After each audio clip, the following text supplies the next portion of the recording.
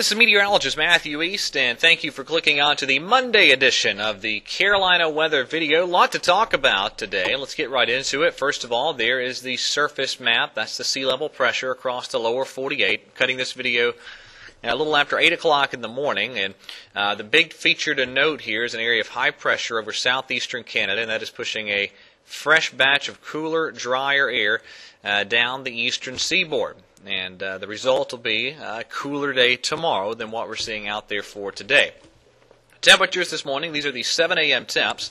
A big warm-up ahead of another cold front back here in parts of the Plain States.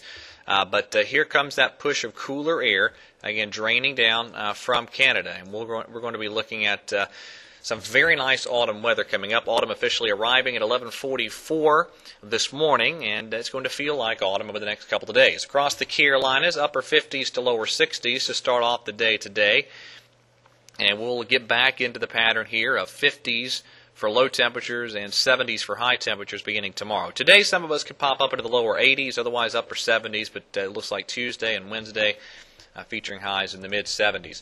All right, there's the cloud cover across the region. We had some areas of very light rain and sprinkles overnight, and some cloud cover obviously accompanied that, but the back edge of the cloud cover has been steadily working its way eastward across the area, and I think we'll see a good deal of sunshine as we go through this afternoon. The rain is long gone. It was very light here across the Charlotte and Triad zones, but what little bit of rain there was is now exiting stage right.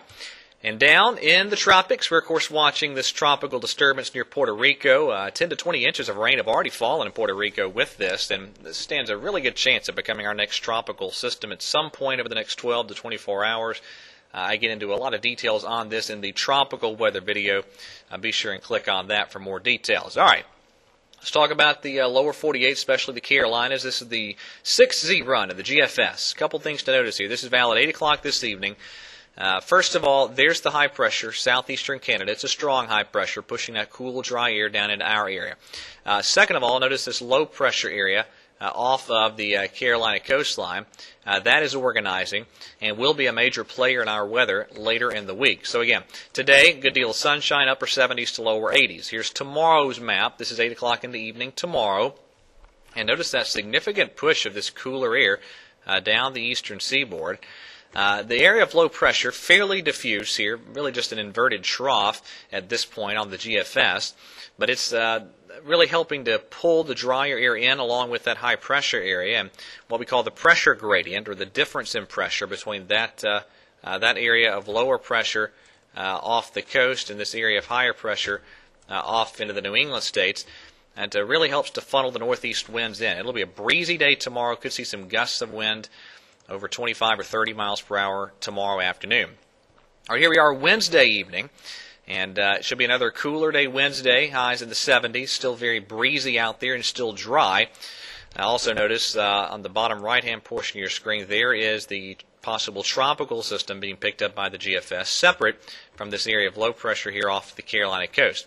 So again, we're dry through Wednesday, but as we get into Thursday, looks like that moisture from the tropical low, or the area of low pressure off of the Carolina coast begins to work its way back westward. So clouds look to roll in Thursday. Some rain will settle in with time as well.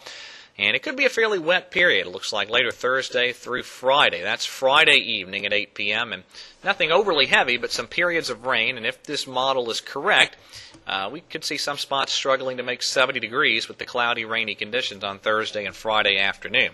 There goes the tropical system up off of the eastern seaboard. And I will say regarding that very quickly, the GFS is one of the farther east solutions with the eventual track of that. Many models take that into the Atlantic coast. And again, see the tropical weather video for more details.